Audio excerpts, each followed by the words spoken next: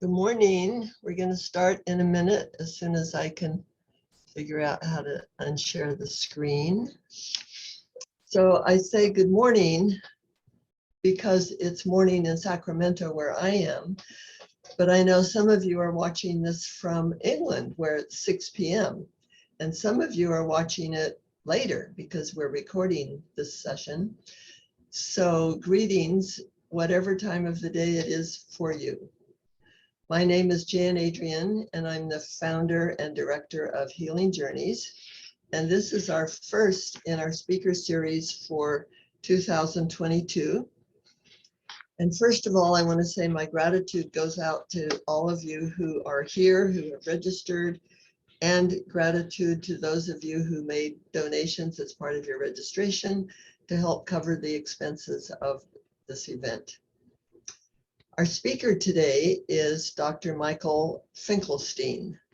And every time I say his name now, I think of Bruce Springsteen, because when I asked him how to pronounce it, he said it rhymes with Bruce Springsteen. So it's Dr. Michael Bruce Finkelstein in my mind. I met Dr. Finkelstein in 2015 when his book was published, Slow Medicine, Hope and Healing for Chronic Illness. He was on a book tour and his publicist asked if I could create a gig for him in Sacramento, which I did. I created a speaking engagement at UC Davis Cancer Center. First, I have to say, first I read the book and I loved it, and then created the speaking engagement. And since then, he has spoken at Healing Journeys conferences or workshops in Denver, Seattle, Mountain View, California, and Eureka, California. So he's been a big part of the Healing Journeys live events over the years. Dr. Finkelstein is trained in conventional medicine and has practiced internal medicine. He was the medical director of a hospital for 20 years before embarking on further training in integrative and holistic medicine. He went on to create a holistic and wellness center called Sunraven, which is in New York.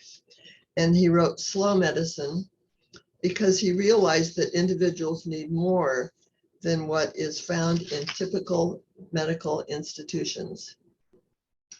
He's currently what I'd call a bi-coastal holistic physician because he has practices of integrative medicine in both New York and San Diego, California, with an emphasis on natural healing. He appreciates the contributions of Western medicine, but he is concerned that the current narrative that pits conventional medicine against complementary approaches presents a false choice and creates more angst and more suffering. And I definitely agree with that. He now works to help people understand how they can truly integrate the best of both in any decisions they make regarding self-care. In the conferences that Healing Journeys produced for 25 years, we applied and directed this information to the cancer patient. There are essentially two ways of dealing with cancer. Western medicine treats cancer by focusing on the disease and trying to eliminate it. That is often the only approach that many people hear from their doctors. Our conference, Cancer as a Turning Point, mostly addressed the other ways of approaching cancer, how we can create a terrain that is not conducive to the growth of cancer. What can we do ourselves to strengthen and support our body's self-healing mechanisms? In our current environment with COVID, I have often questioned what I could be doing to strengthen my immune response to deal with COVID should I be exposed.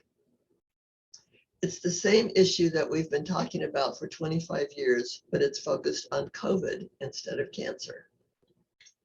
That's the subject that I've asked Dr. Finkelstein to talk about today. We will have plenty of time for questions. He says that his presentation is going to be brief, so we will have time for questions. And I would like you to put your questions in the Q&A function. So many of you are used to using the chat, and I've learned from past experience that I can't keep up with both the chat and the Q&A. So on the bottom of my screen, there's a Q&A function. I don't know where it will be on your screen, because it depends on what kind of device you're using. So please use the Q&A function wherever it is to ask your questions, and then I will be reading them to Dr. Finkelstein. So I'm going to turn it over to him now. And thank you again for joining us. Well, thank you, Jan, for what I think was a brilliant description of this event. And I thank you for inviting me to participate. And I welcome all the people who are listening in to this. And I really hope that what I can share with you will make a difference.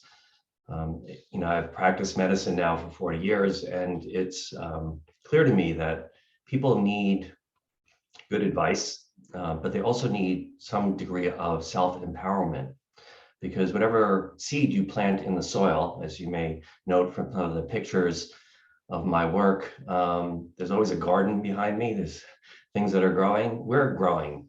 We're human beings that are constantly blossoming, flowering, and then we get beaten down by the weather. And it's natural in our life cycles to go through that. And we are constantly, with information and ideas, planting new seeds into our soil for what we hope is growth. Even challenges, even harsh weather can really support the beauty of a garden. And so that's the metaphor that I want you to hold in your heart space and your mind as I briefly just try to pull us back a little bit from the current frenzy around the subject of COVID, so that you feel calmer and clearer, and that you may have more confidence in yourself in navigating the waters. And I will be as honest as possible. And when I'm honest, I don't necessarily want to come across as unnecessarily critical, let's say, of others, but it's my observation during this time that a lot of information that we've been hearing about is energized by opinion. And that's different than what we really need at this time, which is honest, clear information. And to me, that's defined by a very high degree of open-mindedness and willingness to have conversation.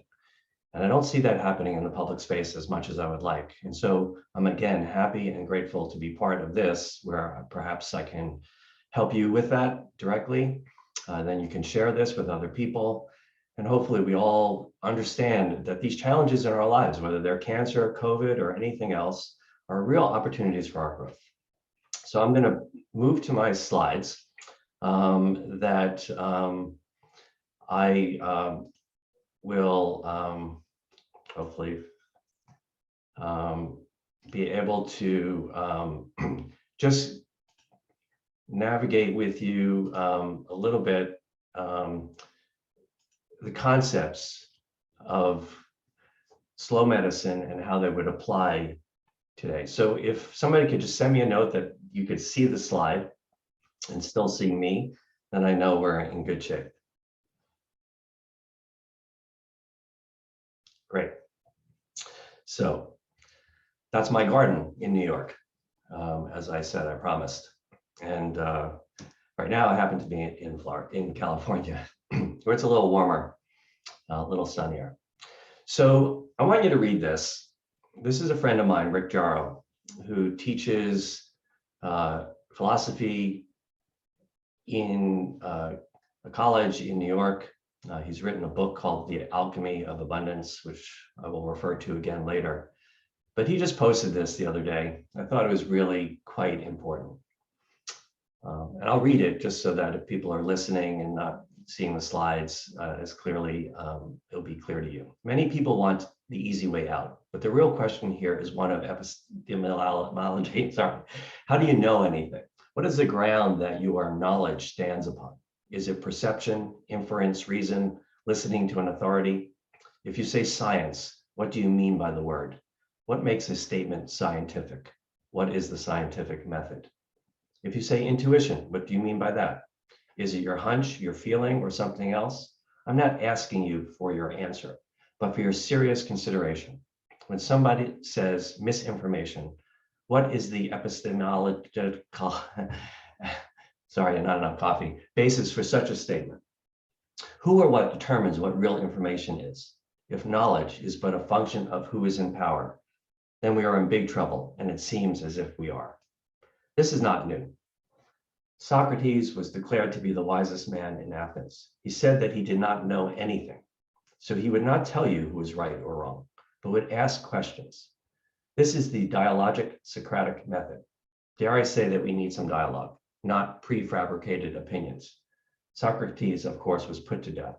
Have we learned anything in the last 2,500 years or so?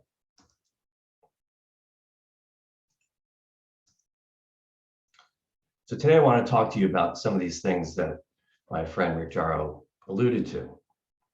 These words that are flying all around us right now, and try to pull it back.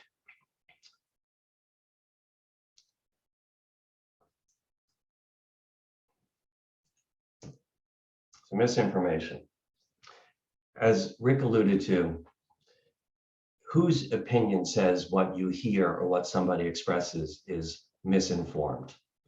To me, and I think to you, without the attitude and opinion behind it, information is information. It's to be received by the listener and incorporated. It's up to you to discern if something feels right to you. You would like to believe that all authorities are giving you correct information, but we know quite clearly that what we think is true today is often proven false tomorrow. And so everyone has to have humility here. And I think it's really important. What I've observed is an energy that squashes questioning. And that concerns me. One of the things that I think we don't even hear about is, even though we're talking about a virus right now, but what is a virus? The nature of viruses. We hear from the authorities that viruses in general are bad.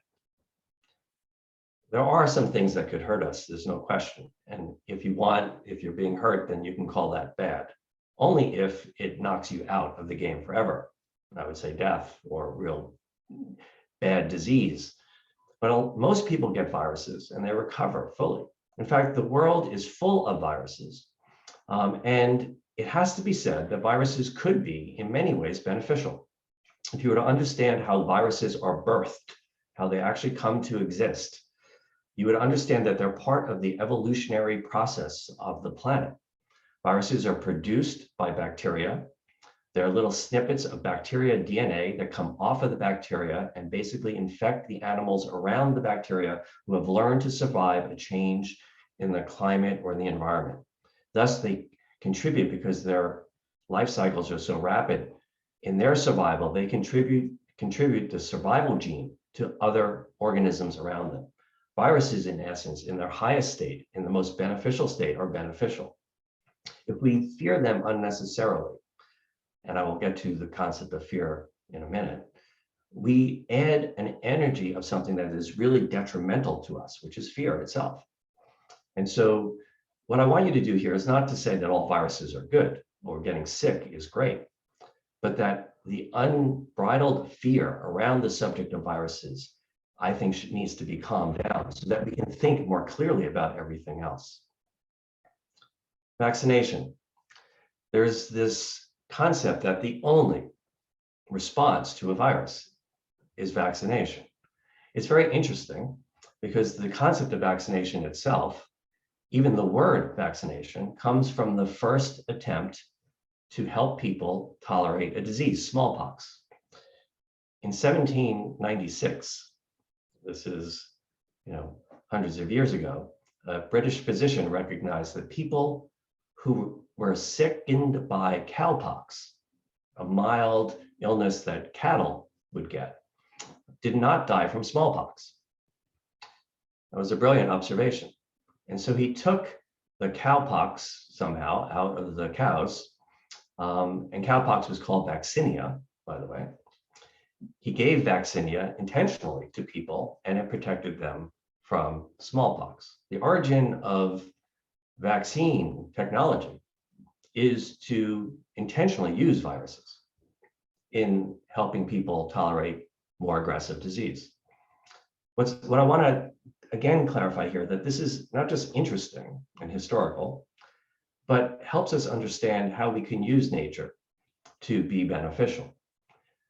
What's being offered now, and I'm sure there'll be questions about it in terms of the current injections for immune response to COVID, technically are not vaccines. They're not the administration of an infectious disease to help another one. The mRNA technology is technology. It's brilliant technology. It may have tremendous potential. It may already be helping people, but it's not necessarily the same. And it's relatively new technology.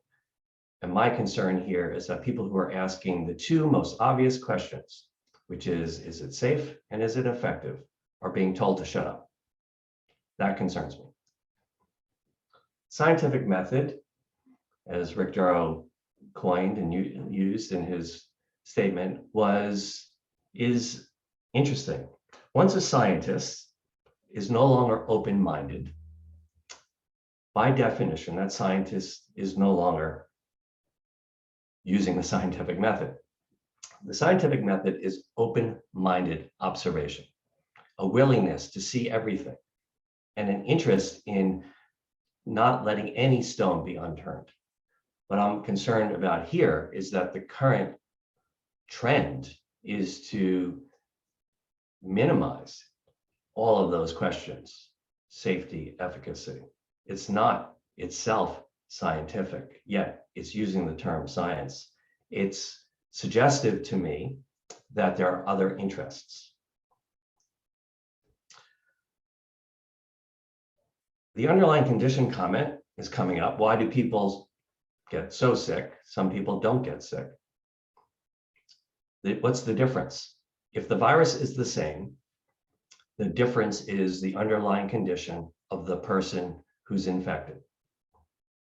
And this is, to me, the crux of it. So when we get to the Q&A, and if any of you choose to want to, let's say, talk to me in the future, this is what I'm going to help you understand. What are your underlying conditions? How can you manage whatever may be underneath the surface that may predispose you to something more extreme than you would like? If the virus is potentially beneficial because it may upgrade your DNA, it may actually give you new information to help you survive some change in the environment, then you want to receive it, upgrade your code, and move on. But if your underlying conditions mean that you will overreact to the infection, and you'll have an inflammatory state or a pulmonary complication or a hypercoagulable clotting state, what contributes to you getting that and somebody else having a mild cold or no symptoms at all? It's your underlying conditions. Everyone has them. And the key is, how do you find out what those are? The news is sort of saying, well, look, people are overweight, people have diabetes, people already have heart disease and cancers. That's true. Those are underlying conditions to some extent, but those are obvious ones. And anyone who has an obvious one knows certainly what to do about those. But the interesting thing is when you see people who look pretty healthy, young people, and they don't do well, or some of the same people, two people may have diabetes, one person does well, one person doesn't. It's the difference is, again, the underlying condition. I don't hear enough people talking about this. The underlying conditions are toxicity, heavy metals, environmental pollution, electromagnetic fields, mold, other infectious diseases, inflammatory states. These need to be looked for and understood. And it takes a pretty good scientist to help people not only find these, but to do something about them. I'm happy to talk to you more about them. And lastly, fear. If we don't calm down as individuals and collectively, we're going to just get more and more deep into the hurt here. The antidote to fear is empowerment, is energy. It's a clear sense that I can move away from this noxious stimuli, but you have to have your bearings. You have to have some confidence. It also will be helpful if we have a community of people who you feel supported by, because being alone in the process of this has not been easy. So again, without reading it again, this whole context here suggests that we need to do better than we have been collectively. We need to ask questions. We need to share honest information. We need to be really clear on what we can learn and do about this. Unbridled panic and just one direct answer, which is all you can do is be vaccinated, quote unquote, to me is letting people down. And I think this is a very important thing for us today to help you feel a little bit more sure where you're going to go. One other thing that Rick Jarrow said, which I thought was a brilliant statement in his book, is abundance is the absence of anxiety. If you think about that, abundance isn't more money, better cars, more things. But think about how full your life would be if your anxiety was less. Not only is this good for your heart, this is really good for your body in general. This is really good for your immune system in this state. So anxiety is very important. It's not just so simple to get rid of anxiety, but it is helpful to get good information and good guidance. Ultimately, you have to think for yourself. It would be great to have physicians who you feel that confident in, who could support you. Obviously, I want you to do that, and other health practitioners. Find those people. But if you're starting to ask questions and somebody shoots you down, that to me is a red flag. So look for people who are willing to talk to you, share information with you, spend time with you, and not deflate you for asking two very obvious questions in this context, which is it safe and is it effective? And what are my underlying conditions? Ultimately, what you want to do is you want to find health. It's easy to find disease. We know when we're sick. So you too should be on a path to find health. In my book, Slow Medicine, I have a picture which says these are the areas we work on to be as healthy as possible. This is the soil of our garden. It's these areas that when they're nourished properly, even in the face of storms and other things, we will do really well. We will do really well. And it's as much emotional and spiritual as it is physical. But altogether, this is how we flourish. Well, thank you.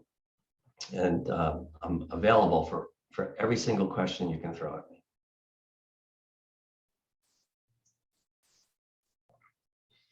Okay, so I have some questions to start out with. You talked about underlying conditions, and when I read about underlying conditions, sometimes cancer is included, and other times it says people who are in cancer treatment. And I know that cancer treatment tends to weaken the immune system. So I'd like to know if cancer itself, if cancer is in remission and you're not in treatment, just the fact that you've had cancer, is that an underlying condition? Jan, it's a really good question because it is really gets to that subject, underlying conditions. I would start with, why does a person get cancer? A person gets cancer in general for the same reason a person gets an infectious disease that hurts them more than it hurts another person. The underlying conditions are what predisposes somebody to cancer. So in the treatment of cancer, getting rid of cancer, like getting rid of an infectious disease, like here's a simple analogy. Young children often get chronic strep throat. They get strep throat, they get treated. They get strep throat again, they get treated. The treatment works, the penicillin works. What's that mean? The treatment worked, but the underlying condition must be present and not have been treated for this to recur. So the answer to your question is, could be either. Sometimes treatment for the cancer is enough to address the underlying conditions, but usually it is not. Usually, unless the underlying conditions, the heavy metal toxicity, the other, sort of chemical toxicities, other underlying infectious diseases, inflammatory states, if they have not been specifically targeted, and they're usually not specifically targeted in primarily conventional settings, then they're likely to persist. So people who've had those sorts of diseases, it would behoove them, even if they have recovered from their cancer, to still ask the question, is there still remnant underlying condition?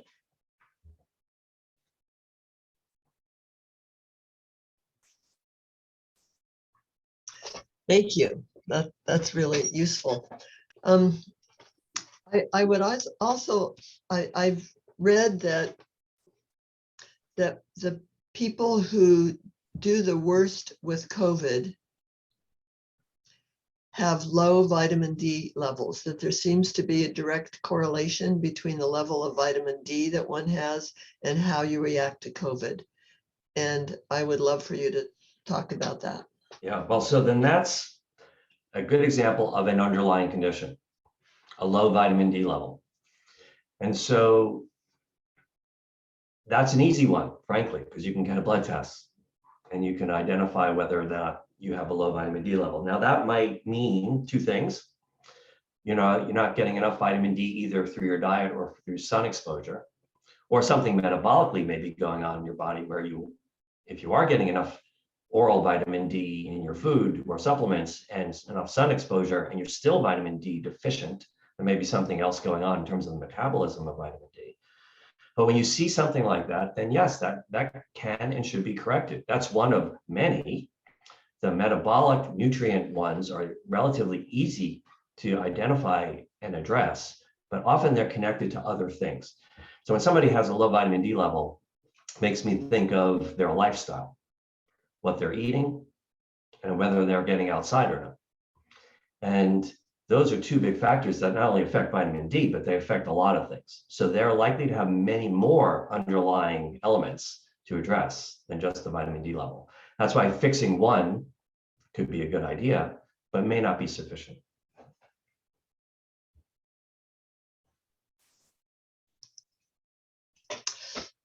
So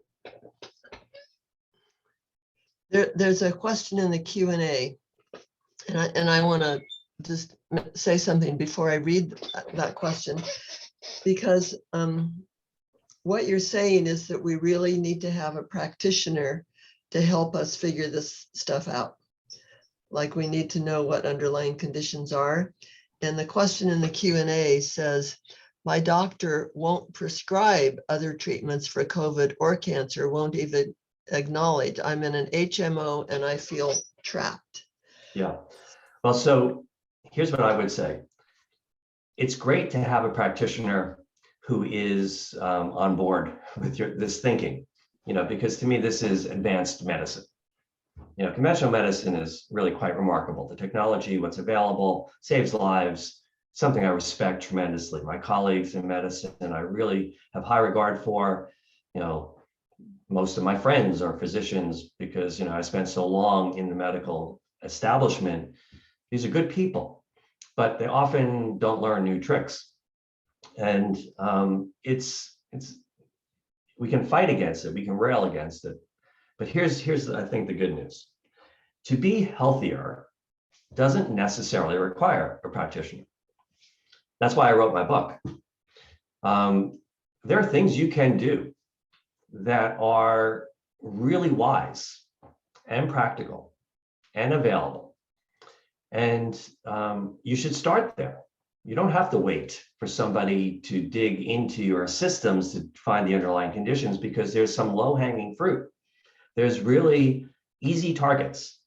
Get outside, move your body, get light, fresh air, clean water, eat high-quality food. That's a complicated subject, and not everyone knows what that means, but really dig into what to eat. So fresh, a lot of vegetables, organic, or at least locally grown or low pesticide residue, food is important to the extent you can. Not everyone has that available, so you just do the best you can. Food is just one thing, but you can improve what you eat. Less processed food, more whole, fresh food. You can think about your stress levels. You can manage them by activity, meditation, social groups. Think about your social life and your friends. These are things you can do now. You can make substantial improvement. When you do that, your body's brilliant. A lot of those underlying conditions can be taken care of by themselves. You might still have thorns in your side. You might still have a heavy metal toxicity like mercury or nickel or something like that. There might be an infectious disease, Lyme disease, a chronic low-grade smoldering viral infection you've had for a long time. You may have dental issues. You may have gastrointestinal issues that need to be sorted out. Okay, then you need to find somebody else. But when I see people, first thing I do is I tell them, just take care of the low-hanging fruit. Organize your life. Do the best you can with your schedule. Get outside, move your body, eat well, deal with stress, deal with your relationships, express yourself, be honest, be good to yourself. And that will make a big difference for most people. Unfortunately, the news is not really sharing that. The epidemic of COVID or any other future epidemic, the effects on people, how many people are being hurt badly, if this information was provided on the news with 1/10 the amount of time, and people followed it seriously, get outside, eat well, move your body, maybe take some vitamin supplements, I think the incidence of severe disease would be dropped dramatically. I don't know, I don't understand, I don't want to conjecture why we're not hearing it. There's a lot of obvious concerns, but you're hearing it now. This is what you can do.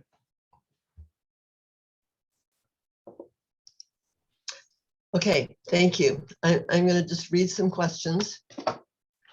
Michelle says, I have been drinking Tahebo, T-A-H-E-E-B-O-T, which is pure Pau d'Arco. Many testimonials of how people are being cured or doing better. What are your thoughts? Well, that's another great question, because there's a lot of things out there in nature that have great health benefits. I don't generally have any problems with people if they're drawn to something, trying them, using them. I don't know that I would hang my hat on one thing.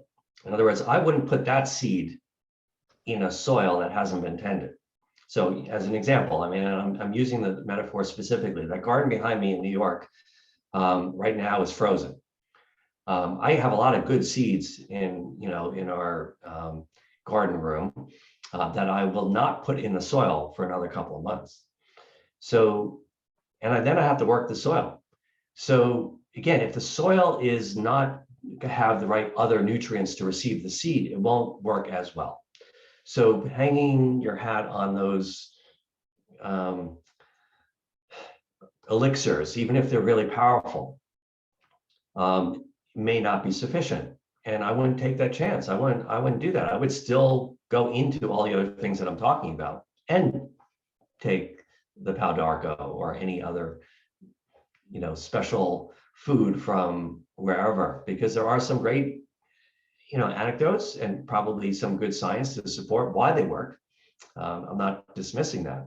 I'm just saying that there's more to it. There's more to our well-being than the fixes to ailments. We could be perfectly healthy and suffer because we have all sorts of angst and anxiety. And as I, shared that slide, anxiety itself can reduce our life. So we have to also not just have a healthy body, but we have to have a healthy mind and a direction in life, purpose. All those things are really important. I think people overemphasize a little bit too much at times, just getting my body better.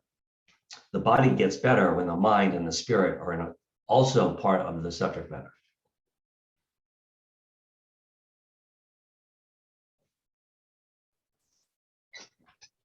Thank you. When you say the mind and the body and the spirit are also part of the, I'm thinking about your book, Slow Medicine. When I read it, one of the key lessons that I took away was the idea of the linchpin. you said for each person, the linchpin may be different. And sometimes when people get diagnosed with cancer, they say, but I was doing everything right. I was eating a healthy diet and I was exercising. And but if there are other factors besides, I mean, on your slide, you showed a lot of different factors. Can you talk a little bit about the linchpin and how sometimes just eating a healthy diet is not enough? Yeah, well, thanks for bringing that up, because I think the truth is most often the linchpin is not physical. Most often the linchpin is emotional. It's a form of trauma that we've sustained. It doesn't have to be the typical traumas, physical or mental or emotional abuse, though those obviously would fall into that same category and they'd be obvious. When people have that type of woundedness deeper inside and bury it because they have to for survival, that's in a way a form of cancer. It's got an energy, a life of its own, and it will eat you up from the inside. That typically is the linchpin. Occasionally, the linchpin is vitamin D deficiency, or magnesium deficiency, or chronic infection of some sort, or heavy metal toxicity. And if you don't remove that, or all the other work won't matter as much. It doesn't mean, though, that it's not wise to have a good diet. I mean, I give that people who do that quite a bit of credit, but they have to be really wise and open-minded that there may be other factors. I've seen many people, unfortunately, in my career with cancer, and some do really well and some don't. And, it's clearly not just the conventional treatments. People get the same conventional treatments. One person does well, one person doesn't. Again, it's not the treatment. It is, by definition, it's the person. And therefore it gets into, well, what's going on for that person? And it's often not the physical stuff. It's even how people experience side effects of treatments really is determined, again, not by the substance that's administered, but by the metabolism and the nature of that individual, which is physical, emotional, and spiritual. So the linchpin, just to go back there, is often requires some deeper examination. And there's interesting ways of trying to isolate that. Therapists, by the way, conventional therapists are like conventional physicians. Sometimes they're too conventional to think out of the box in a way and to be creative, because some of this requires creativity to identify. So one area that I like to look at, just to give you a sense of how it would work, could work, is, let's say, there's cancer of all different organs of the body. So let's say you have lung cancer. The lung is associated in Chinese medicine with the emotion of grief. And so what I do when somebody has lung cancer and try to narrow down where is that linchpin on the emotional level, I ask them, what are you grieving? Now people will say, well, I'm fine, nobody in my family has died, whatever. Grief can come in all different forms. You could grieve, moving when you're 10 years old. You can grieve losing a pet. You can grieve losing your hair. So there's all sorts of different ways grief manifests. That helps a person start to move in that direction. It may turn out not to be that simple, but these are the symptoms we experience often are the clues that help us walk through those doors to find the right room to find the answer. I hope that helps. I mean, it's a really important subject, this linchpin. And I think that is key when somebody is chronically ill, is to try to figure out what that is. Thank you. Judy asks, what vitamin D level do you recommend? That's an easy one for me. Often when it comes to the concrete ones, I have a lot to say, as you may have noted. Vitamin D level should be at least 40. The normal range is anywhere from 20 to 80. 21 I wouldn't call normal. I wouldn't call ideal. Vitamin B12 is another vitamin where the normal range on a report is, 250 to 1,000. I don't, accept normal ideal vitamin B12 of anything less than 400. So to answer the question again, vitamin D levels of 40 or higher is what's desirable. Thank you. Another question. I've heard from the beginning that EMFs or 5G may be part of this pandemic. What are your thoughts about that? Yeah, I think it's a very interesting observation. So here's the observation.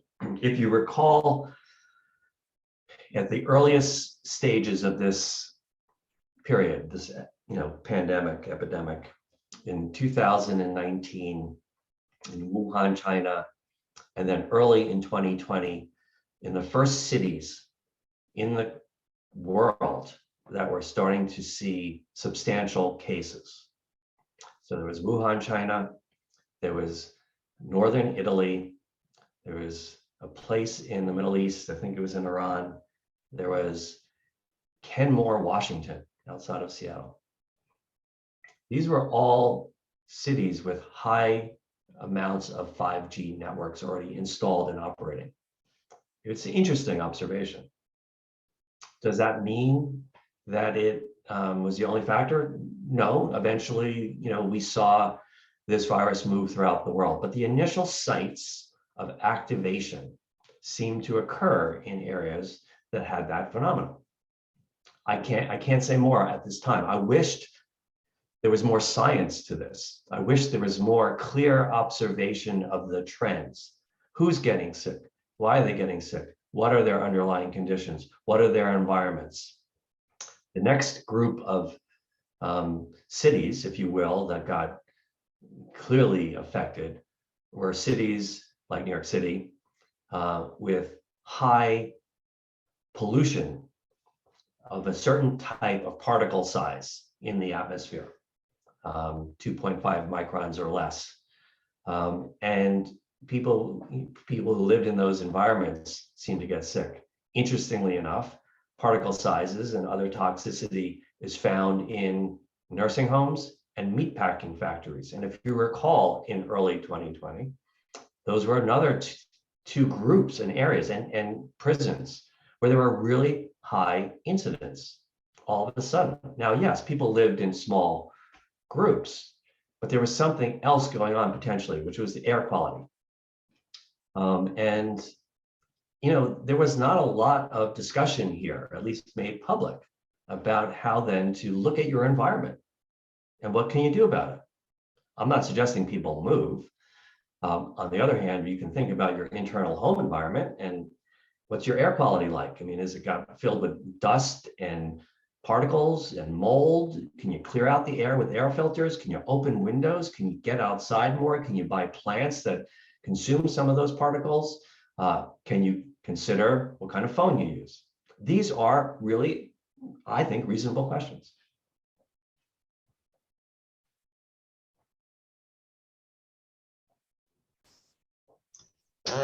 There's so many things to consider, it's almost overwhelming.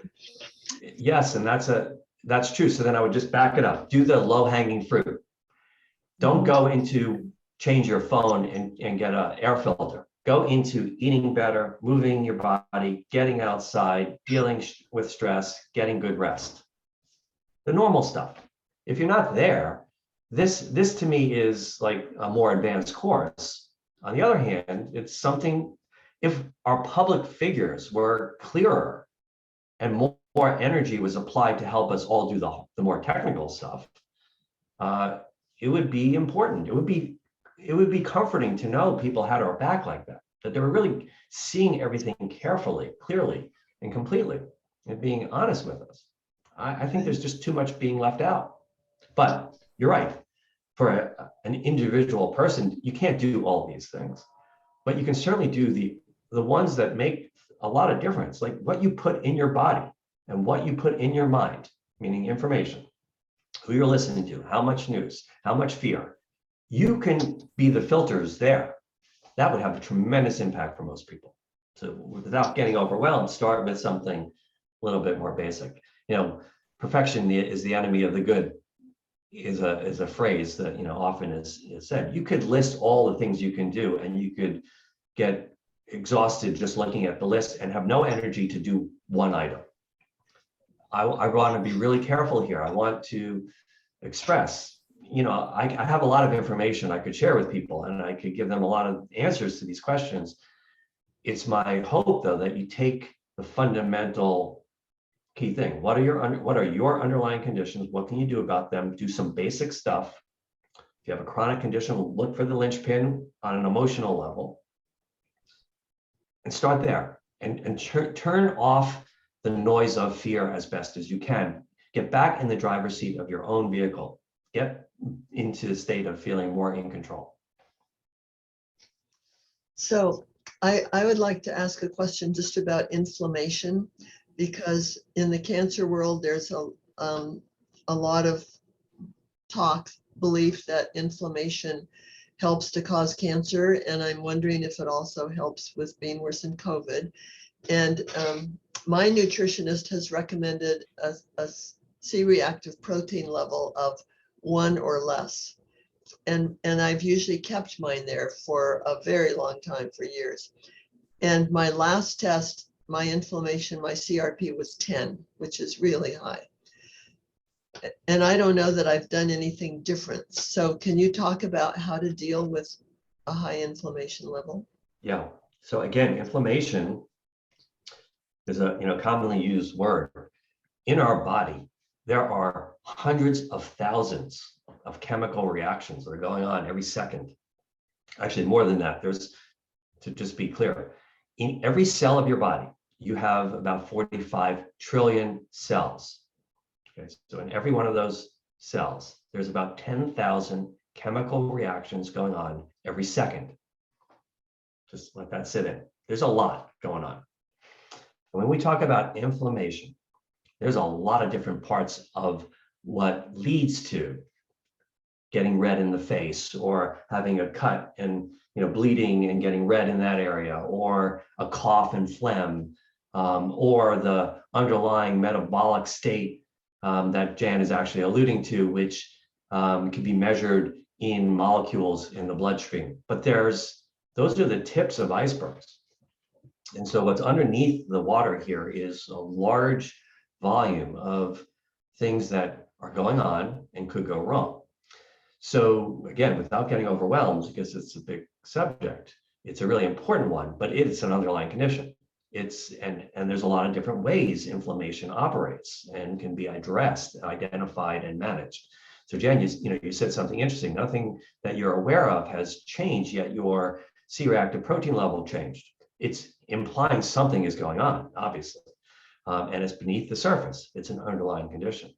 And so, yeah, it would be of some value to try to figure out what that is. And if you have easy access, as you have, something that you have found to be useful to manage and monitor how you're doing, then you know when something has changed. And then but it drives you to look now. And so that's the subject. Where do you find it? And what is it? Thank you. Bonnie asks, what do you think about taking ivermectin if you come down with COVID? Well, so there's a whole array of things that you could do that would be of some value to help you, other than sit there at home doing nothing, waiting to get so sick you should go to the hospital. I mean, that's what we're hearing in the news.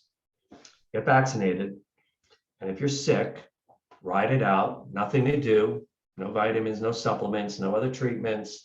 You just wait, and hopefully you won't get so sick you need to go to a hospital. In fact, I've had a lot of people who I know, of course, personally and professionally, who've called their doctors, who've told them exactly that when they've reported that they're sick at home and have had a positive COVID test, whether it's a home test or otherwise. They said, well, you're not sick enough to come to the hospital, just ride it out.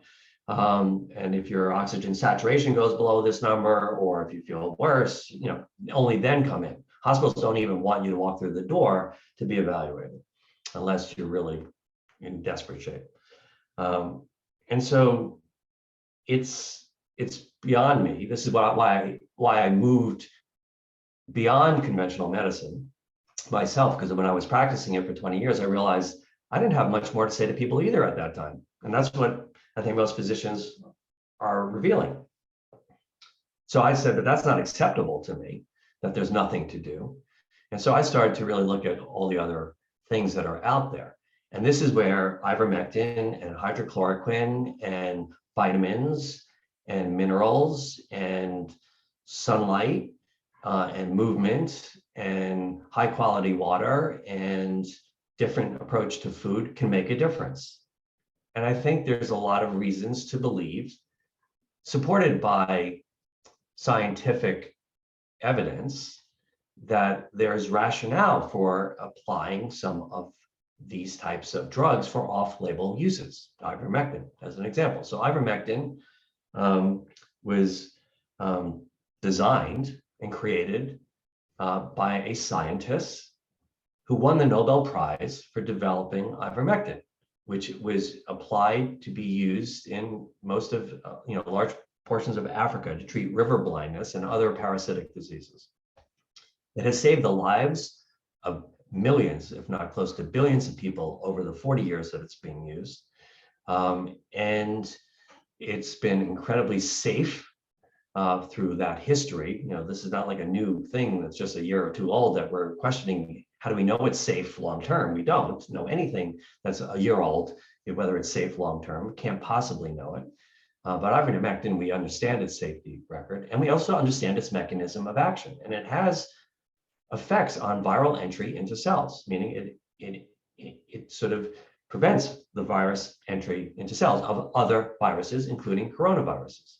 And so there's rationale to consider using it without the concern necessary of a lot of safety issues. Now, it went quick to being put down, which was strange. It was quick to being dismissed in ways that were just not, the science doesn't support it, which would be fair if it was true. And it's not necessarily concluded, but there are reports that used in certain cases of COVID, it wasn't effective. So you could say, in fairness, that maybe it's not always effective. But not only did you hear that, but this is what concerns me, all of a sudden, it's a horse drug, right? Instead of a Nobel Prize winning scientific discovery, it's a horse drug. And that put down is misinformation and misdirecting. And that suggests to me that there's some other issue here. So I remain open-minded to things like ivermectin, and I would talk to individuals about that and other things and how to use them at certain times. There's sitting home doing nothing to me is not a great option.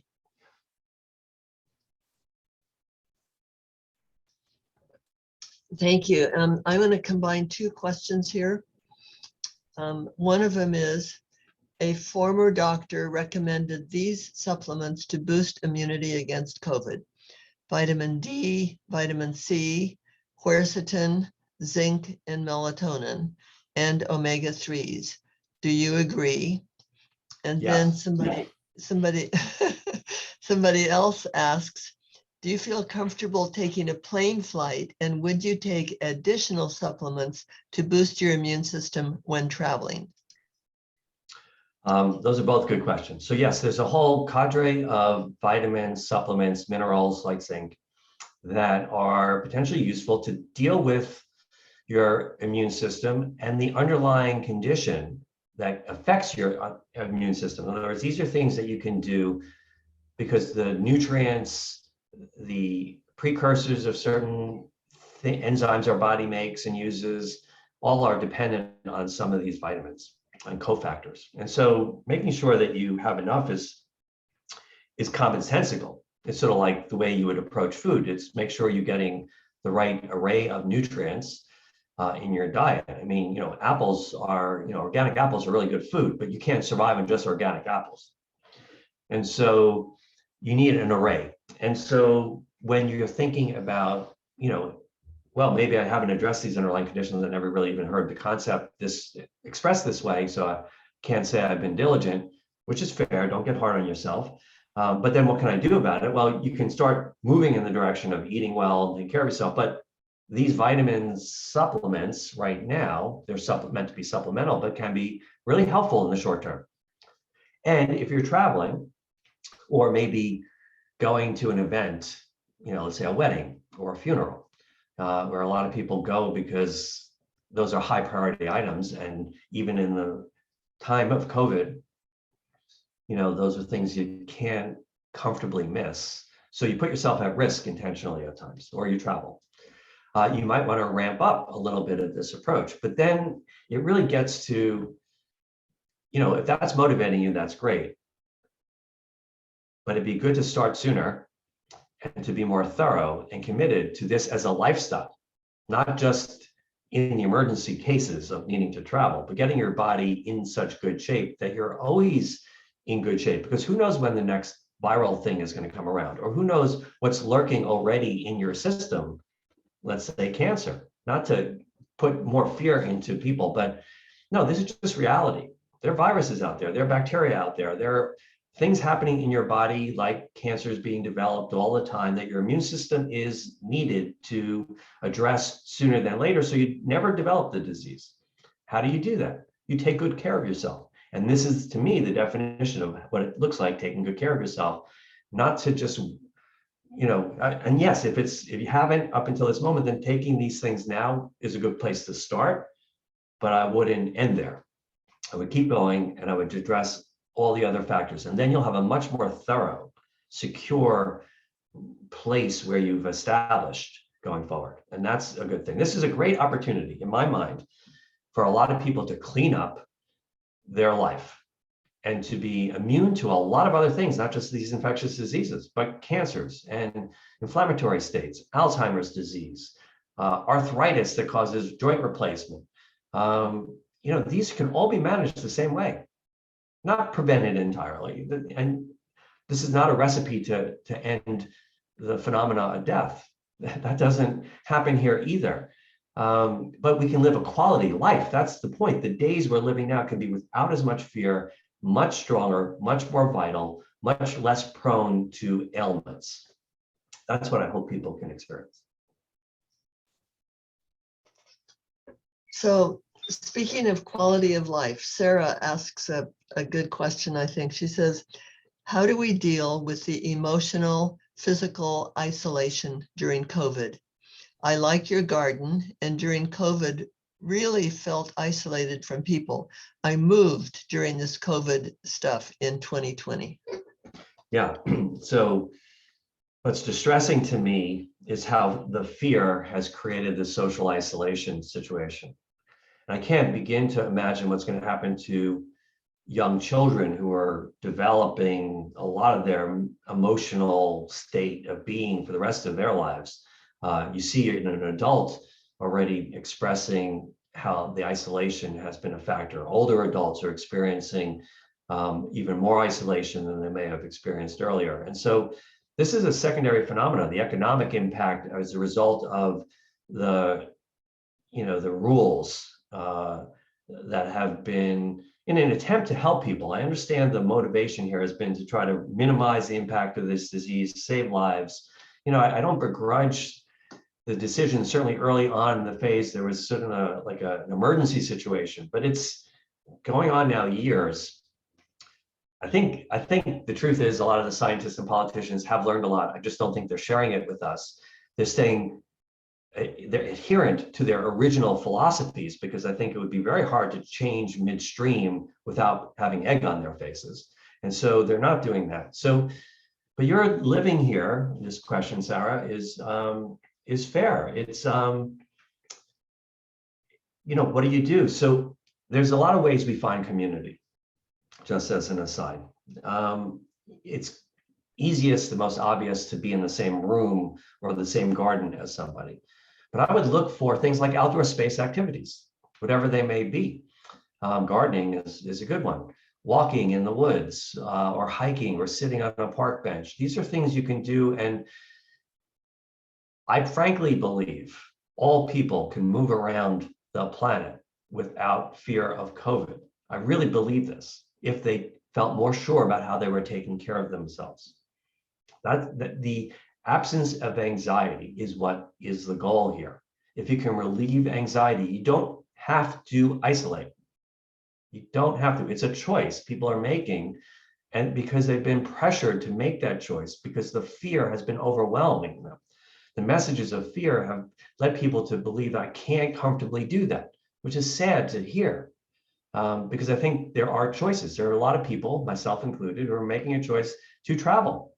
Look, I'm not allowed to go to certain places, but I travel. I see my family. I see my friends. I don't hold back, and I take precautions. I've been taking care of myself this way for years. I mean, I take my own medicine, and I live my life as positively as possible, and I choose to be with people.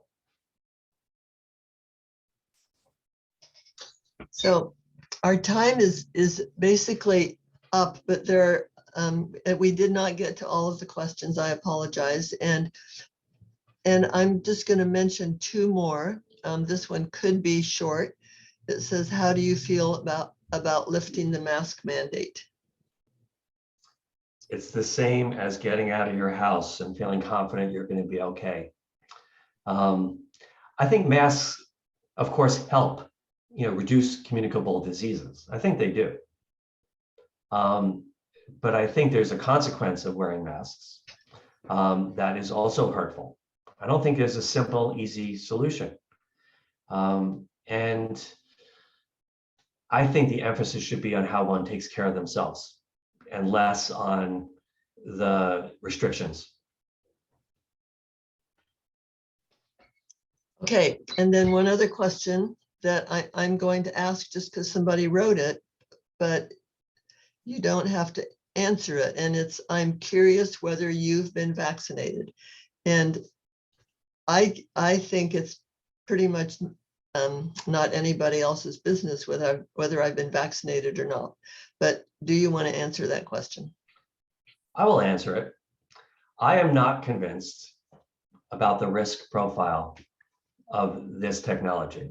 I'm not convinced. And I can't be convinced because it would take me as a skeptical physician years to see something being used in controlled small sample sizes to understand the long-term impact. There's just no way to know the long-term impact of this. I feel healthy enough to not worry about getting that sick. And I debate the opinion that I'm a carrier to somebody else who's more vulnerable, and that the vaccine would protect, if I was vaccinated, protect another person. I debate that opinion. And I think we have seen proof of the fact that people who are vaccinated have gotten sick now with the new variant, and therefore have not necessarily protected others. And that was going back to the first part of my skepticism, is that I don't think we know enough about these vaccines to know exactly how they work or don't work. And the risk, therefore, being unknown to me was the reason I chose not to do it. I want to protect people. I ask all my clients if they want me to wear a mask, and I will. I don't see people in person as often. I honor other people's choices, but I'm not convinced that we're all responsible for the whole world and everyone getting sick. I think we have seen that there's no way to necessarily to control this entirely. And I think if everyone on the planet wore masks for 2 years, I don't know that things would be different. I really don't know that things would be different. And I debate anyone who says they know. Again, back to Rick Jarrow's slide, no, K-N-O-W, is a tough word to use. It's a high standard, and I'm not sure that anyone knows. Thank you, Michael Finkelstein. It's so good to hear an open and honest discussion about this. And some people may want to ask you more questions or get in touch with you. So I'm going to ask, would you please share your slide again that had your contact information? Sure. And thank you so much for being with us today. It's been just a a breath of fresh air for me to hear you answer these questions and talk on this subject. Yeah, it was a pleasure. I know that there's so many questions and there's so many strong concerns, feelings. It's not easy. I try to remain as neutral as possible, really, because I think people deserve that respect. If the emphasis was on how everyone just took care of themselves, we would all be collectively much healthier, not just physically, but mentally, emotionally, spiritually. That, I think, is where we all share interest and we can help each other. And that, to me, is the emphasis. I wish I had more concrete questions sometimes, answers rather, to these good questions. But I keep going back to learn to take good care of yourself, follow your own advice, and live your life as positively as possible. And yeah, you're going to get sick and die at some point too. So what the days you live is going to be where I'd like to focus. And not how it's going to end. And it's a different mindset altogether. And it's one that I think we can work together with more effectively. I wish there was more social support for this type of dialogue. And I do too. And that's one of the reasons that I wanted to have this dialogue in the Healing Journey speaker series. So thank you very much for doing that. Well, it's a pleasure. And I would like to just recommend the book that you see on your screen right now, Slow Medicine. It was really helpful to me when I read it. Hard to believe that was 7 years ago that you wrote it, but it may have been a little before its time because it's very timely right now. And I would also like to say, just for the future, that Healing Journeys is planning to do a webinar the second Saturday of each even numbered month. So this is the second Saturday in February, which is the second month. Our next one will be April 9th. Our subject then will be cannabis and cancer. And our speaker will be Steve Ottersberg. I've asked him to assume that we are all very naive on the subject and just talk about the basics of cannabis and cancer. And of course, there are expenses involved with doing these speaker series. And again, thank you very much to those of you who have made donations to help us cover those expenses. Thank you for being with us today. And we did record the session, and anyone who signed up will get the recording, I'd say within the next 5 days. We need to just handle the technology of it, and then we'll send you the recording. And thank you again, Michael, and thank you all of you who were here. We appreciate your support. We appreciate your being here, and I look forward to seeing you in 2 months. And that's it. I'm gonna ask Georgia to turn us off. Thank you.